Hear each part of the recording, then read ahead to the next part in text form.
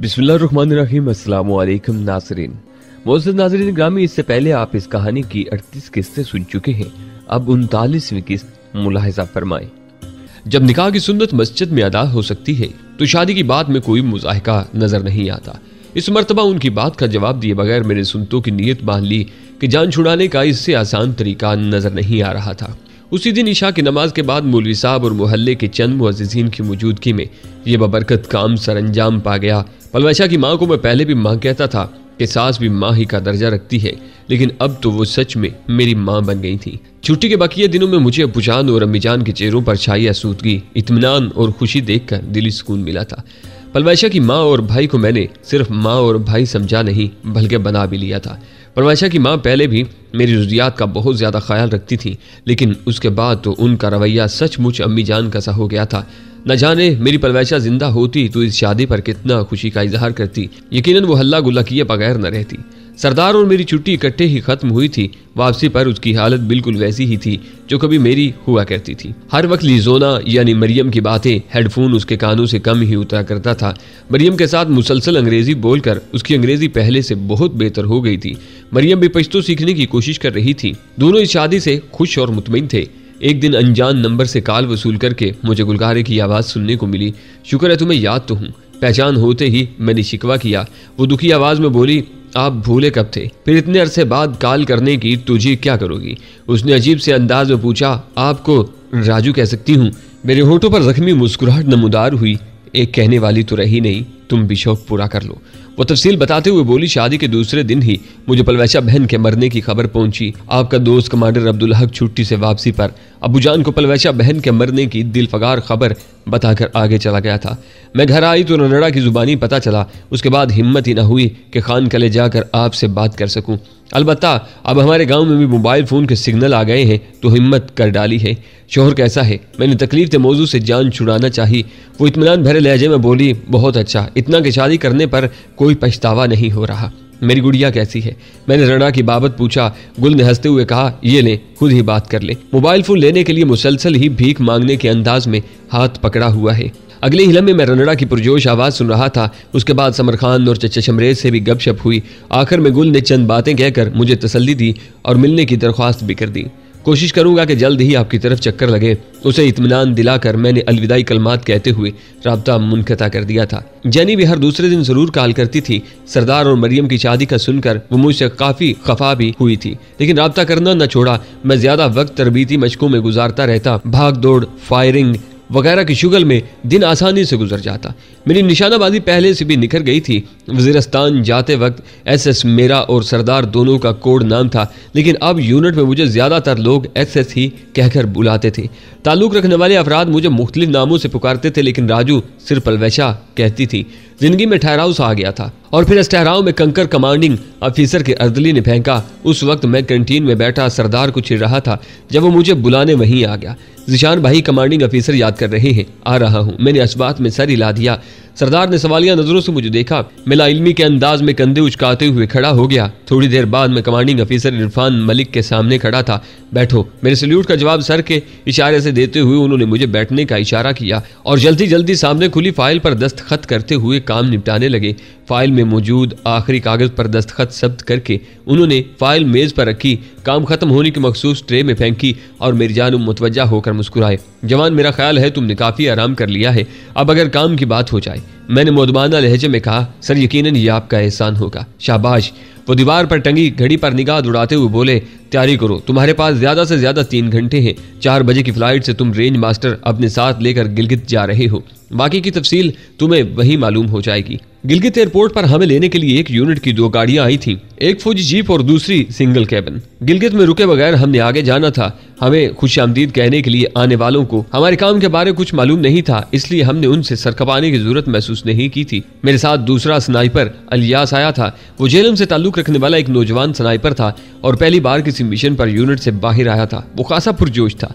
रावलपिंडी की गर्मी यहाँ नजर नहीं आ रही थी। गिलगित से हमने जगलोट का रुख किया और वहां से अस्तोर रवाना हुए। 9 बजे के करीब हम अस्तोर पहुंच गए थे। रात वहीं आर्मी के मेहमान खाने में गुजारी और अगले दिन 8 बजे अस्तोर से रवाना हो गए। अस्तोर में अच्छी खासी सर्दी महसूस हो रही थी और मैं जानता था कि जैसे जैसे हम आगे बढ़ते जाते सर्दी में इजाफा होता जाना था। सरदार के मशवरे पर मैंने गर्म कपड़े अपने पास रख लिए थे। अलियास भी कोट वगैरह साथ लेना नहीं भूला था। एयरपोर्ट ही से मैंने अबूजान को कॉल करके बता दिया था कि चंद दिनों के लिए ऐसी जगह जा रहा हूँ जहाँ शायद बात न हो सके। अमीजान से भी बात करके मैं दुआएं लेना नहीं भूला था। इस बार यूनिट से निकलते वक्त राउत तसव्वुर साहब ने मुझे खुसूसी तौर पर चंद हदायत की थी। अस्तोर से चिल्लम और वहां से बर्जल टॉप की बुलंदी का सफर तय करते हुए हमें दोपहर हो गई थी। बर्जल टॉप के बाद मुसलसल उतराई का सफर शुरू हो गया था। उस इलाके में मैं पहली बार आया था और इसलिए दिलचस्पी से दाएं बाएं का जायजा ले रहा था। यूं भी दाएं बाएं के मनाजर देखने से ताल्लुक रखते थे। पहाड़ों से मेरा ताल्लुक बहुत पुराना है, लेकिन यहाँ के पहाड़ कुछ ज्यादा ही बुलंद थे। न जाने क्यों उन बुलंद पहाड़ों को देखकर पलवैचे की यादें ज्यादा ही हमलावर हो गई थी। यकीनन हम दोनों ने जितना वक्त इकट्ठे गुजारा था वो पहाड़ी इलाके ही में गुजारा था। उसी वजह से पहाड़ों को देखते ही वो धम से आंखों के सामने आ कूदती थी। दंबा बाव का तवील मैदान तय करके हम शाम ढले मतलूबा यूनिट के बटालियन हेडक्वार्टर में पहुंच गए थे। सुना यही है दंबा बाव बुलंदी पर मौजूद दुनिया का सबसे बड़ा मैदान है। रात का खाना खाते ही हमारा बुलावा आ गया था। यूनिट के कमांडिंग अफसर ने हम दोनों को अपने कमरे ही में बुला लिया था। अर्दली को चाय का बताकर उसने हमें बैठने का इशारा किया। शुक्रिया कहकर हमने निशिस्त संभाल ली। तो ज़ीशान हैदर आप हैं? उसने तस्दीकी लहजे में पूछा। जी सर, ये इलियास है। मैंने अपने साथी की तरफ इशारा किया। मलिक साहब की मेहरबानी की उन्होंने बहुत जल्द ही आपको यहाँ भेज दिया है। क्या काम का बताया है? नहीं सर, मैंने नफी में सर हिलाया। काम को इतना मुश्किल नहीं है जवान, खासकर जो तुम्हारी तारीफ सुनी है ज़ीशान, तो यकीनन तुम्हारे लिए ये बाएं हाथ का खेल ही साबित होगा। लाजमन मेरे बारे उन्हें मलिक इरफान साहब ही ने ऐसा कुछ बताया था कि वो बार बार तारीफी नजरों से मुझे घूरने लगते। मैं इनकिसारी से बोला, काम के बारे सुनकर ही कुछ अंदाजा लगा पाएंगे सर। वो तफसील बताते हुए बोले, सर्दियां शुरू होने ही वाली हैं। यहाँ पर जुलाई, अगस्त और सितंबर के पहले हफ्ते तक हम अपनी दूर दराज पोस्टों पर साल भर का राशन जखीरा करा देते हैं। ये काम वैसे तो हम सिविल मजदूरों से लेते हैं जो खच्चरों के जरिए तमाम पोस्टों पर राशन पहुंचाते हैं, लेकिन 2 पोस्टें ऐसी हैं जहां सिविल लोग राशन पहुंचाने से घबराते हैं। उसकी वजह यह है कि एक तो दोनों पोस्टें काफी बुलंदी पर वाक़ई हैं, यानी 19,000 फुट की बुलंदी काफी मानी रखती है, और दूसरा ये वो पोस्टें हैं जो कारगिल जंग में हमने इंडिया से छीनी थी और मुआहदे के बाद बाकी इलाका तो वापस कर दिया था, लेकिन इन दोनों पोस्टों को मुआहदे में शामिल नहीं किया गया था। ये दोनों पोस्टें चूंकि हमसे ज्यादा इंडिया की पोस्टों के करीब हैं, इसलिए वो आए दिन इन पोस्टों को निशाने पर रखते हैं। आम दिनों में तो हमें फायरिंग के तबादले में कोई खास मसला नहीं होता, अलबत्ता राशन की तरसील के दिनों में हमारी मुश्किलात बढ़ जाती हैं। उन दोनों पोस्टों पर फौजी जवानों ही को राशन चढ़ाना पड़ता है, और एक जवान जब कंधों पर आटे या चीनी की बोरी उठाकर मुश्किल चढ़ाई तय कर रहा हो तब वो फायर का जवाब नहीं दे सकता, बल्कि उसके लिए तो अपनी जान बचाना भी काफी दुश्वार हो जाता है। इन दोनों पोस्टों में फहीम पोस्ट पर हम राशन स्टोर कर चुके हैं, अलबत्ता खुरम पोस्ट पर आधे से भी कम राशन पहुंचा पाए हैं। ये तफसीलात बताते हुए कमांडिंग अफसर शहजाद अकबर उठकर दीवार के साथ टंगे हुए नक्शे के पास पहुंचे। ये फहीम ओपी है और ये खुरम ओपी। उन्होंने 2 बुलंदियों की निशानदही की थी, और ये इंडिया की वो 2 पोस्टें हैं जहां से मुसलसल फायर आता है। पहले वो यहाँ आर्टरी का फायर करवाते थे, और सच कहूँ तो आर्टरी के फायर से फिर भी बचत हो जाती थी। आजकल उन्होंने अपनी दोनों पोस्टों पर स्नाइपर बिठा रखे हैं, और जो हमारे जवानों के लिए मसाइल खड़े किए रखते हैं। इस मर्तबा हम खुरम ओपी पर चौथाई से भी कम राशन जखीरा कर पाए हैं, और हमारे पास बस 10-15 दिन ही बचे हैं। इसके बाद बर्फबारी ने शुरू हो जाना है और तब राशन की तरसील नामुमकिन हो जाएगी। मैं भी निश्चित छोड़कर उनके करीब पहुंचा, नक्शे पर नजर दुराते हुए बोला, इस जमन में हम दोनों क्या कर सकते हैं? परसों आपके कमांडिंग अफसर सर इरफान से बात हुई, वो हमारे कोर्स मेट हैं। हम दोनों इकट्ठे ही PMA से पासिंग आउट हुए थे। दौरान गपशप मैंने उन्हें अपना मसला बताया, तब उन्होंने कहा कि वो अपना एक बेहतरीन स्नाइपर मेरे पास भेज रहे हैं जो किसी भी आदमी को 1900 मीटर से भी ज्यादा फासले पर निशाना बना सकता है। गोया आप हमें इंडियन स्नाइपर्स के खिलाफ इस्तेमाल करना चाहते हैं। उन्हें कहकर मैं उन दोनों पोस्टों का इंडिया की पोस्टों से फासला नापने लगा। शहजाद अकबर साहब बता रहे थे, इंडिया की एक पोस्ट फॉरवर्ड 1 और दूसरी को 777 कहते हैं। उसकी बुलंदी 17,777 फीट थी, और 1777 को मुख्तसर करके 777 कहते थे। अब दोनों में से एक को खुरम ओपी और दूसरे को फहीम ओपी पर जाकर दुश्मन के स्नाइपर्स को मुंह तोड़ जवाब देना पड़ेगा। मेरा ख्याल है यह काम हम फहीम ओपी पर जाकर बेहतर तरीके से सरअंजाम दे सकते हैं। यूं भी हम स्नाइपर्स जोड़ी में काम करते हैं, और मेरा साथी पहली मर्तबा अमली मैदान में आया है, उसे मैं अकेला नहीं भेज सकता। कर्नल साहब मुतर्रज हुए, मगर फहीम ओपी से 777 का फासला 2000 से ज्यादा है। मैं इत्मीनान से बोला, ये मेरा दर्द सर है, आप हमें कल का दिन दें और परसों इंशाअल्लाह आप अपनी राशन जखीरा करने वाली पार्टी चलाना शुरू कर दें। उन्होंने पूछा, और कल? मैंने कहा, कल जवान खाली झोले लेकर ऊपर चढ़ेंगे ताकि फायर शुरू होने के बाद खुद को आड़ में रखकर महफूज कर सके। ये जवान बस दुश्मन के स्नाइपर्स के लिए बतौर चारा पेश किए जाएंगे। तुम दोनों किस वक्त निकलोगे? मैंने पूछा, यहाँ से फहीम ओपी का फासला कितना है? फासला तो काफ़ी है, मगर उसकी बुनियाद तक आपको गाड़ी छोड़कर आएगी और उससे आगे भी 3-4 घंटे लग ही जाते हैं, तो हम अभी निकलेंगे। क्या? उन्होंने हैरानी जाहिर की। मेरा ख्याल है आज रात आराम कर ले। मैंने मुस्कुराते हुए कहा, सर आराम जरूर करते, मगर हमारे पास वक्त नहीं है। जितना जल्दी अपने काम पर लगेंगे उतना ही बेहतर है। यूं भी मजदूर पेशा लोग काम मिलने के बाद आराम की बजाय काम खत्म करने में दिलचस्पी रखते हैं। ये सुनकर अच्छा लगा। उन्होंने तारीफी अंदाज में गर्दन हिलाई। चाय पीकर हम शहजाद साहब के कमरे से निकल आए थे। उन्होंने बटालियन के सूबेदार मेजर साहब को बुलाकर हमारे आगे जाने के अहकामात दे दिए थे। 1 घंटे बाद हम अपने सामान के साथ जीप में बैठ चुके थे। गो हमारे लिए आराम करना मुनासिब था, लेकिन मैं चाहता था कि इलियास की थोड़ी तरबियत हो जाए। एक स्नाइपर को सख्त जान और पुरमुशक्कत जिंदगी का आदी होना चाहिए। तवील पहाड़ी सफर के बाद इंसानी जिस्म आराम का तलबगार होता है। मुसलसल जागने से इंसान चिड़चिड़ा हो जाता है और सही काम करने के काबिल नहीं रहता। लेकिन स्नाइपर की तरबियत में उन्हें मुसलसल बेआराम रखकर उनके चिड़चिड़ेपन को दूर करना होता है। एक जेर तरबियत स्नाइपर को घंटों नहीं बल्कि दिनों के हिसाब से जगाकर मकसद पूरा करने के काबिल बनाया जाता है। नींद के बारे कहावत मशहूर है कि नींद सूली पर भी आ जाती है, लेकिन उसके साथ ये भी हकीकत है कि स्नाइपर को जब तक वो खुद ही ना सोना चाहे अपनी मचान में नींद नहीं आना चाहिए। हमारा यह मिशन काफ़ी आसान था और मैं नहीं चाहता था कि इस आसान मिशन की छाप इलियास पर ऐसी पड़े कि वो हर मिशन को यूं ही आसान और आरामदेह समझता रहे। गो वक्त आने पर उसे मालूम हो जाता, मगर उस वक्त तक शायद वो ज़हनी तौर पर तैयार न होता और ऐसा होने की सूरत में यकीनन अपना नुकसान करा बैठता। जबकि अपने शागिर्द को मैं यूं ही नुकसान उठाने के लिए नहीं छोड़ सकता था। अपने पहले मिशन में मैंने अपने मोहतरम उस्ताद सादिक को शहीद होते देखा था। उसने अपनी जान देकर मेरी जान बचाई थी और उसी मिशन का असर था कि बाद में मुझे हर किस्म के हालात को बर्दाश्त करना आ गया था। गो हालिया मिशन में जान जाने जैसा तो कोई मामला नजर नहीं आ रहा था, लेकिन मैं इलियास को बेआराम तो रख सकता था ताकि उसे भी मालूम हो कि अमली जिंदगी तरबियत से मुश्किल होती है। हम 2 घंटों की ड्राइविंग के बाद फहीम ओपी के बेस में पहुंच गए थे। उसका बेस भी सतह समंदर से 14,000 फीट बुलंदी पर था, जबकि उसकी बुलंदी 19,000 फीट थी। गोया 5,000 फीट की बुलंदी हमने पैदल तय करना थी। रात को 1 बज रहा था जब हमने फहीम ओपी के बेस से अपना सफर शुरू किया। सर्दी ठीक ठाक तरीके से हाल पूछ रही थी। तेज हवा गोया उठा उठा कर फेंक रही थी। हमारे साथ आने वाले जवानों ने इलियास रेंज मास्टर का झोला लेने की कोशिश की, मगर मैंने उन्हें ये वजन उठाना हमारी जिम्मेदारी है दोस्त कहकर मना कर दिया था। बुलंदी पर पहुंचते हुए हमें 3 घंटे लग गए थे।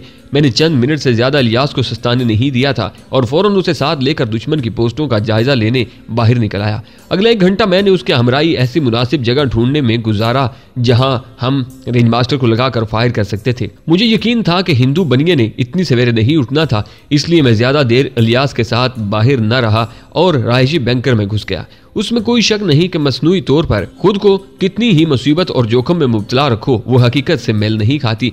अब इलियास की खुशकिस्मती थी या बदकिस्मती, लेकिन उसे पहला मिशन नहायत ही आसान मिल गया था। रहायशी बैंकर में लकड़ी के तख्ते जमीन से थोड़ा बुलंदी पर लगाकर सोने की जगह बनाई गई थी।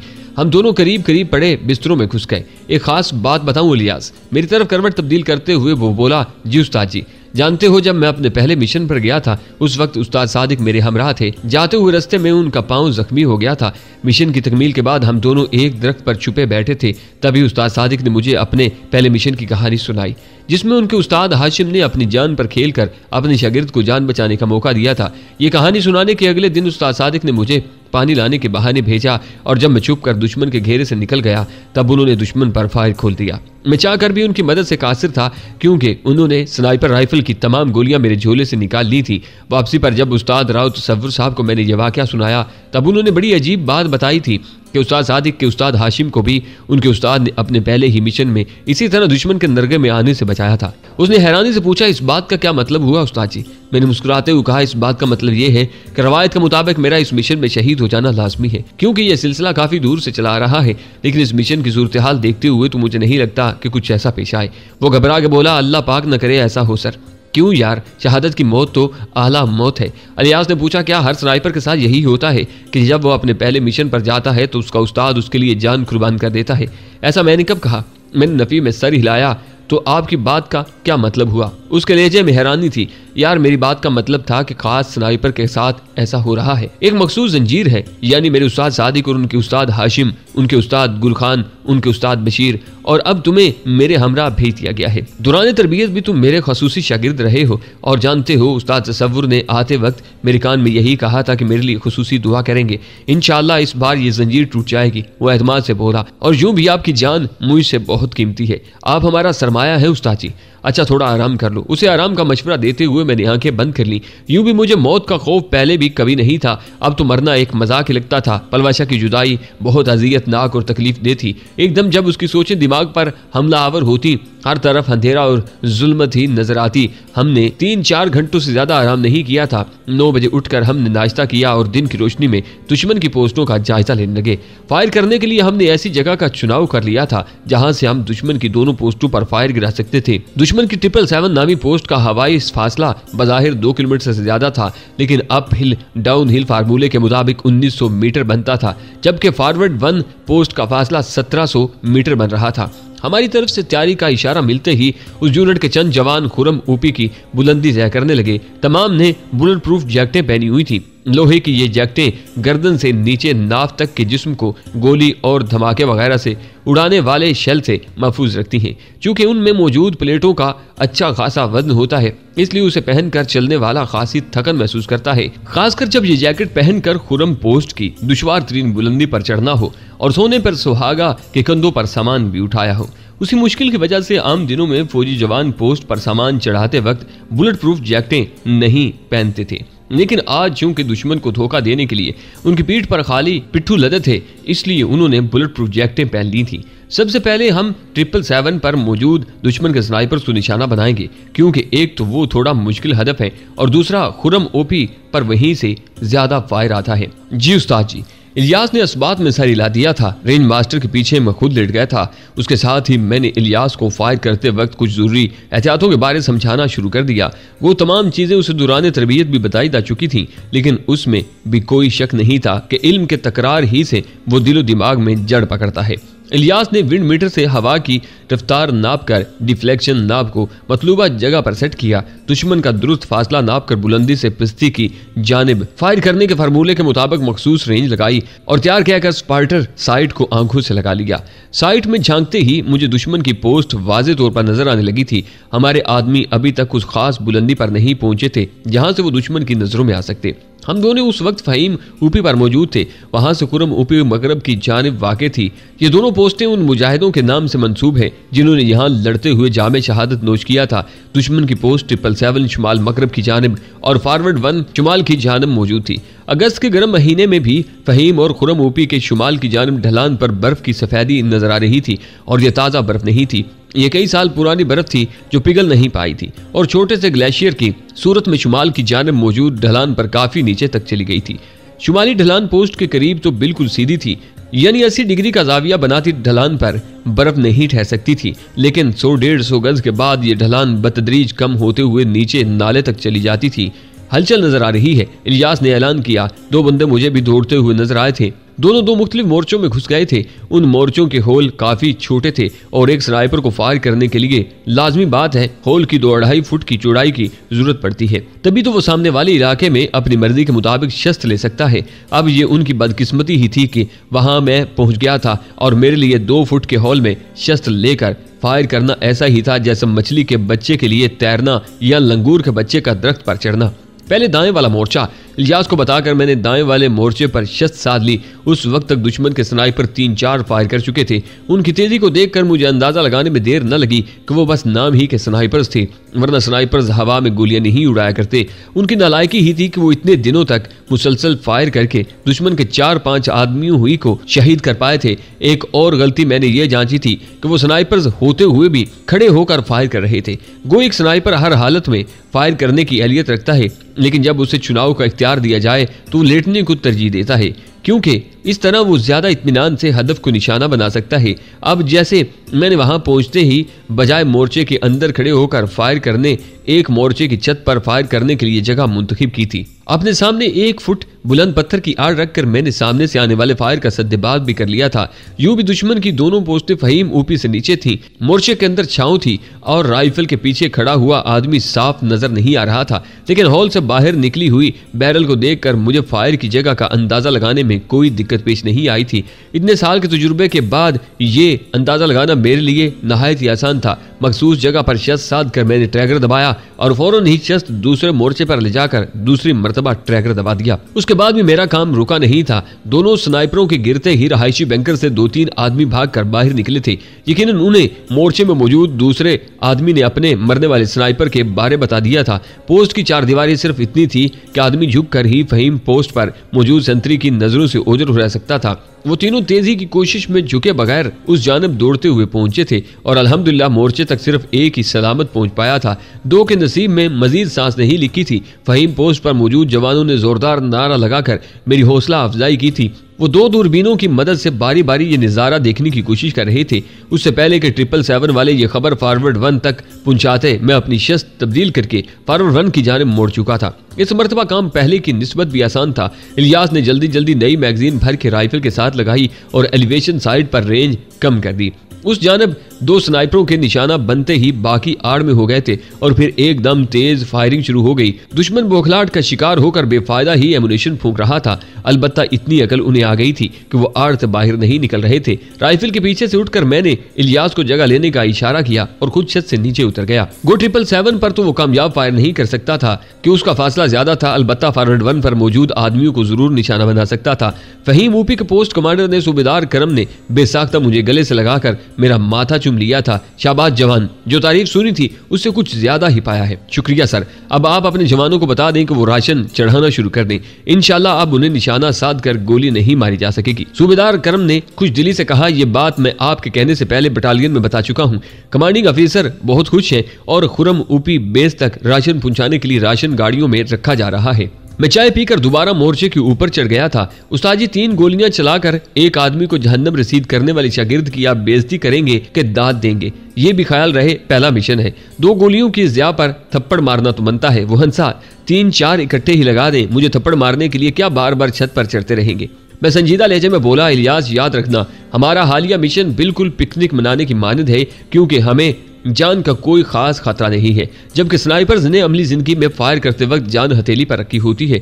गोली के खता जाने का सीधा साधा मतलब जान से जाना होता है। चलो मैं यहाँ तो 2 गोलियों के ज़िया को बर्दाश्त कर लूंगा, लेकिन ये भी सोचा है कि मुश्किल हालात में फंसने पर तुम्हारा क्या बनेगा। उस वक्त मेरे गुस्सा करने का या अफसोस करने से बात गुजर जाएगी।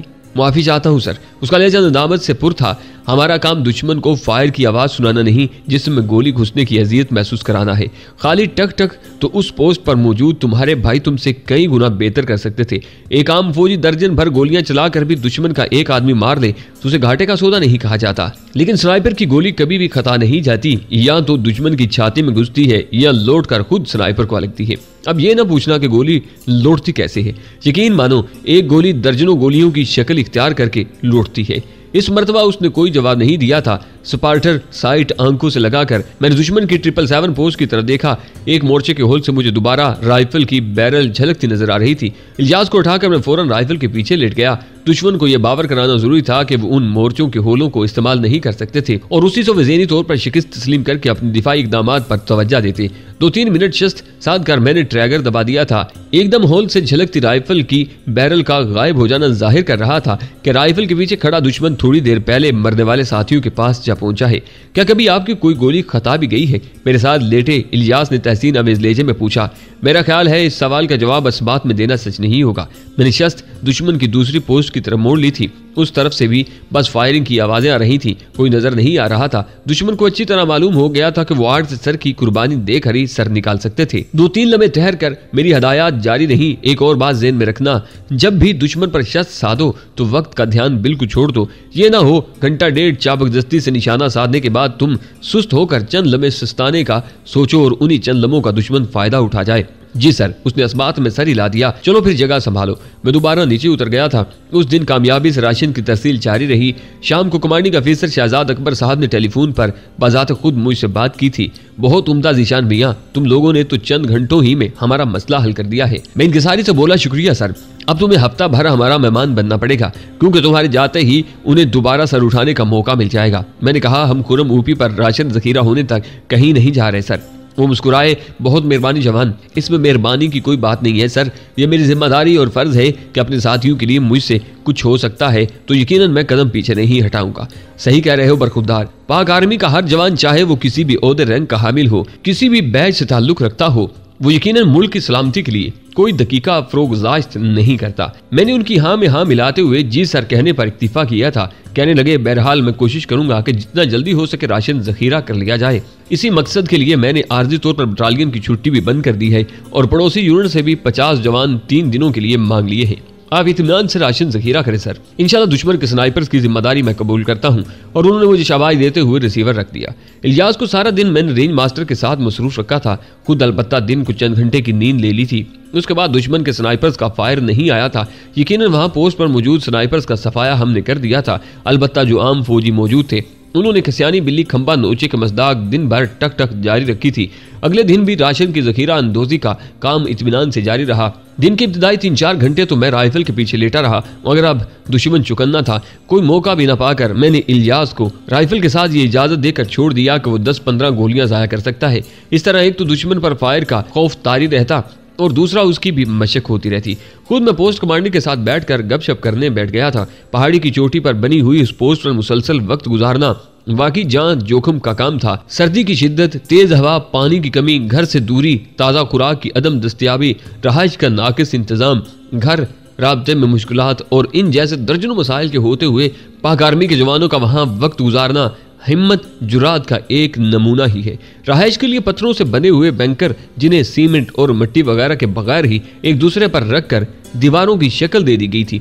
उनके सुराखों से हवा की आमद ऐसे ही जारी रहती थी जैसे सुराख ज़दा बोरी से गल्ला गिरता रहता है।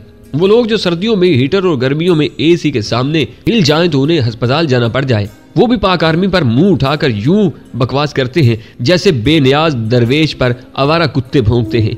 फौज ने पाकिस्तान के लिए क्या कुर्बानियां दी हैं और क्या क्या दे रही है, ये बात वो एकदम फरामोश कर देते हैं। मैं यकीन से कहता हूं कि ऐसे किसी आदमी को अगर घंटा भर भी फहीम ओपी जैसी जगह पर गुजारना पड़ जाए तो वो उसकी जिंदगी का आखिरी घंटा साबित होगा। वो ये बात फरामोश कर देते हैं कि उनकी आराम दिन नींदों की इमारत कुछ जियालों की बेआरामी और बेसुकूनी की बुनियादों पर खड़ी है। उनके सैर सपाटे बेफिक्री से घूमने फिरने और आज़ादी की जिंदगी के पीछे इन जवानों की हिम्मत कार फरमा है जो आज़ाद होते हुए कैदी की सी जिंदगी गुजार रहे हैं, जो बीवी के होते हुए मजरत बने हुए हैं, जो कभी अपने बच्चों की शरारतों से दिल भर के लुत्फअंदोज नहीं हो पाते, जिन्होंने बूढ़े माँ बाप की खिदमत का मौका साल में चंद दिन ही लेना होता है, जो हमेशा अपने गांव में मेहमान और अजनबी बने रहते हैं, जो किसी खुशी के मौका पर वक्त पर नहीं पहुंच पाते, जिनके प्यारों के जनाजे उनके बगैर पढ़ दिए जाते हैं, जो कभी कभार ऐसी हालत में भी घर वापस आते हैं कि उनका पूरा या अधूरा जिस्म लकड़ी के संदूक में बंद होता है। बेटे के इंतजार में रातों को जागने वाली माँ को बता दिया जाता है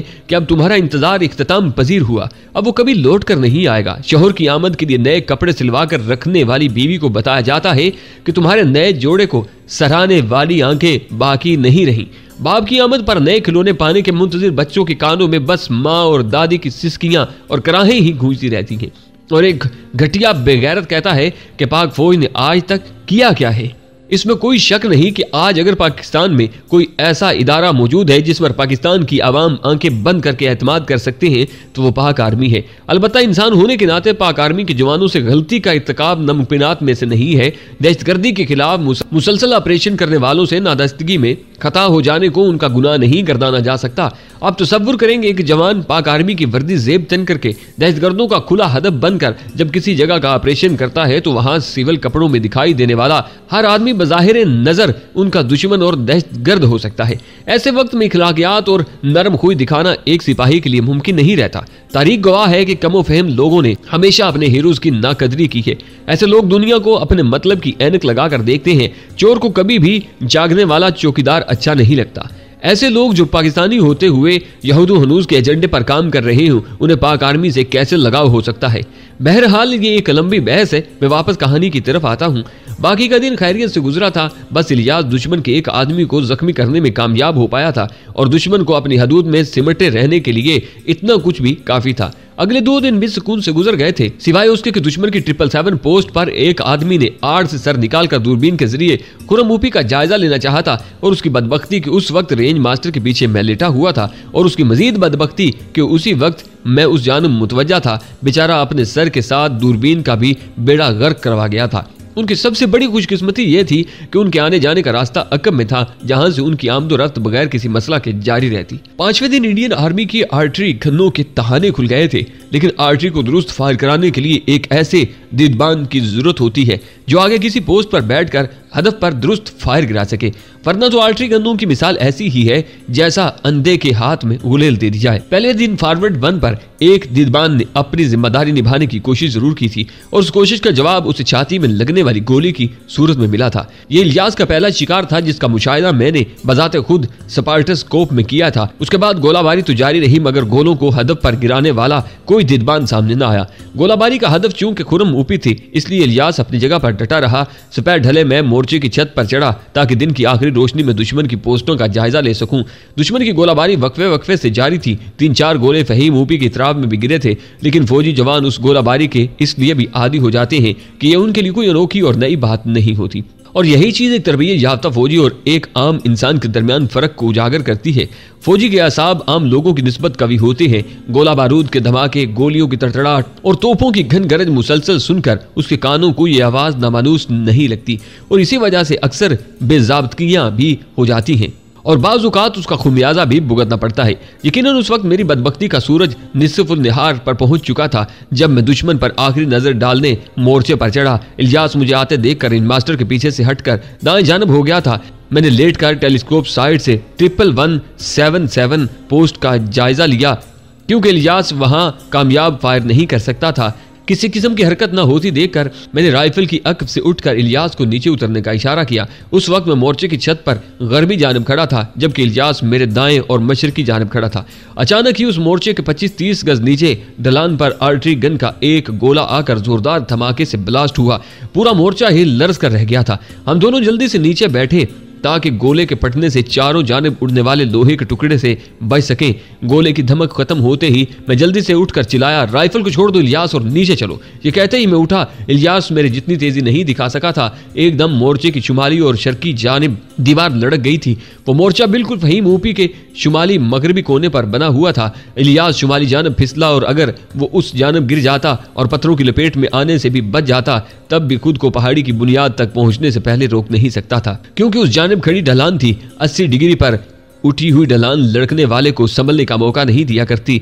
उस वक्त मैंने तेजी का मुजाहिरा करते हुए उसका बायां बाजू थाम कर उसे अपनी जानब खींचा। ऐसा करते हुए मेरे बाजुओं में आ गया था। छत मशरकी और शुमाली जानब बिल्कुल झुक गई थी। उसे संभाल कर मैं अपना तवाज़ुन भी खो बैठा था। जब मुझे लगा कि हम दोनों किसी सूरत गिरने से बच नहीं सकते हैं, तभी मैंने अपने उस्ताद सादिक, उसके उस्ताद हाशिम और उसके उस्ताद गुल की पैरवी करने में सेकंड का 1000वां हिस्सा भी नहीं लगाया था। इलियास को जनूब की जानब जोरदार धक्का देते हुए मैं खुद शिमाल की जानब गिर गया था। नीचे गिरते हुए खुद को पत्थरों की लपेट में आने से बचाने के लिए मैंने लाशौरी तौर पर मगरब की तरफ खिसकने की कोशिश की, मगर सीधी ढलान मुझे रुकने का मौका देने पर तैयार नहीं थी। मैं जिस रवायत की जंजीर में जकड़ा था, यकीनन उस रवायत ने अपनी भीड़ वसूल कर ली थी। मेरी जगह संभालने के लिए इलियास पहुंच गया था और अब मेरी जरूरत बाकी नहीं रही थी। बज़ाहिर ये बेज़रर नजर आने वाला मिशन मेरी जिंदगी को निगलने के लिए तैयार था। दूर गहराई में मुझे पलवैशा दोनों बाहें खोले अपनी मुंतजिर नजर आ रही थी।